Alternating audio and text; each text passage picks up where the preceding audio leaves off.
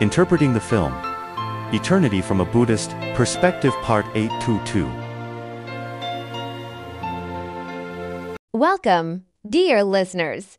Today, we're diving deep into the wisdom of Buddhism and using it to examine the common emotional struggles in our lives. This discussion stems from a single question: perceiving through knowledge is ignorance, while perceiving through wisdom is true enlightenment. So, what are the main categories of wisdom?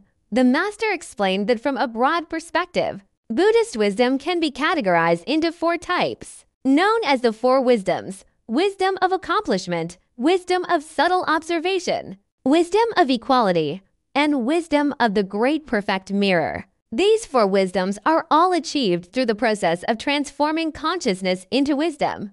Among them, the wisdom of subtle observation and the wisdom of equality are case-it stage wisdoms that can be cultivated during the practice. The wisdom of accomplishment and the wisdom of the great perfect mirror are fruit stage wisdoms that manifest only after the practice is completed. The wisdom of subtle observation is the wisdom that transforms our 6th consciousness. It allows us to look beyond appearances and perceive the fundamental laws of cause and effect. And dependent origination, this wisdom isn't an imaginary concept. It's gained by studying Buddhist scriptures and understanding the Buddha's teachings. The Master gave a few examples to illustrate the essence of this wisdom. Insights into human suffering by mastering causes and effects and dependent origination. You can understand why a person is constantly trapped in suffering. It's because they are ensnared by the afflictions of ignorance, thoughts,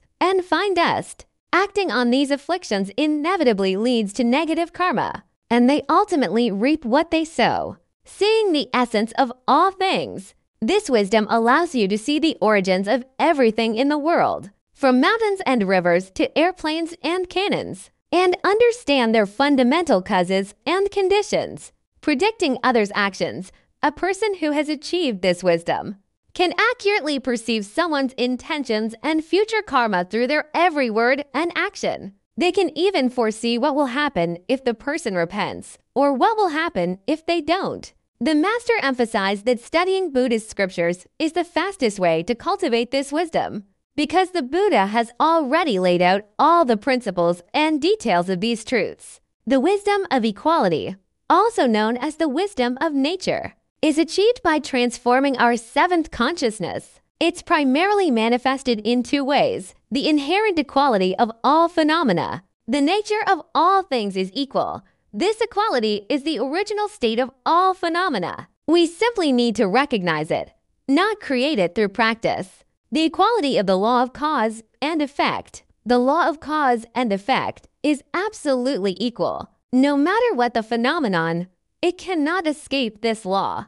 The Master mentioned that studying the Sirak Gama Sutra is the specific method for achieving the wisdom of equality. Through practice, we gradually understand that the law of cause and effect is absolute and impartial, thereby achieving the realization of essence and function as one. The wisdom of accomplishment is a fruit stage wisdom that transforms our first 5 consciousnesses. It represents a state of perfect and unimpeded ability. Once this wisdom is achieved, our eyes, ears, nose, tongue, and body are no longer subject to any limitations. For instance, our eyes can see everything without obstruction, free from the constraints of distance, time, space, light, or blockage.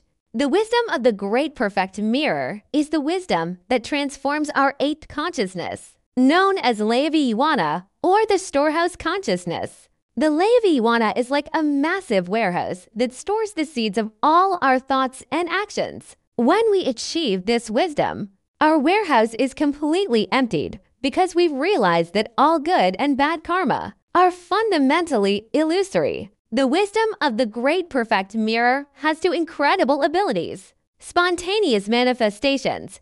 It can act like a mirror, spontaneously reflecting all the actions of any person throughout any of their lifetimes. Free creation.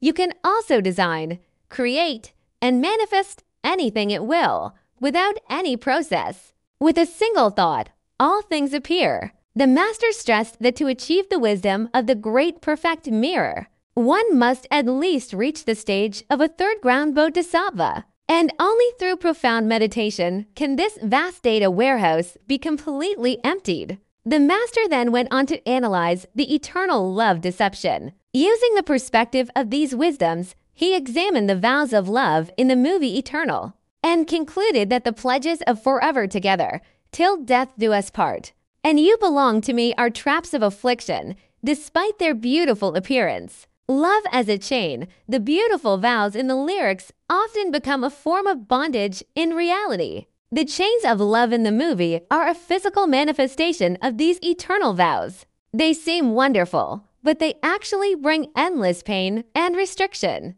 The "you belong to me" fallacy, this possessive love, is actually a form of demand. Everyone wants the other person to belong to them and do everything for them, while they are unwilling to sacrifice for the others. This ultimately leads to conflict and contradiction. The truth of individual beings, the master emphasized that everyone is an independent individual. A couple is merely birds in the same forest or fellow travelers. True love, like that of a bodhisattva, is to give unconditionally to the others rather than demanding that they sacrifice for you. Self-imposed delusion of affliction. Affliction causes us to fall into our own delusions and limitations, ultimately leading to self-harm and destruction. The beautiful love described in the lyrics is actually an affliction that lures us into this trap. That concludes today's sharing. I hope you've gained some insights. We'll see you next time.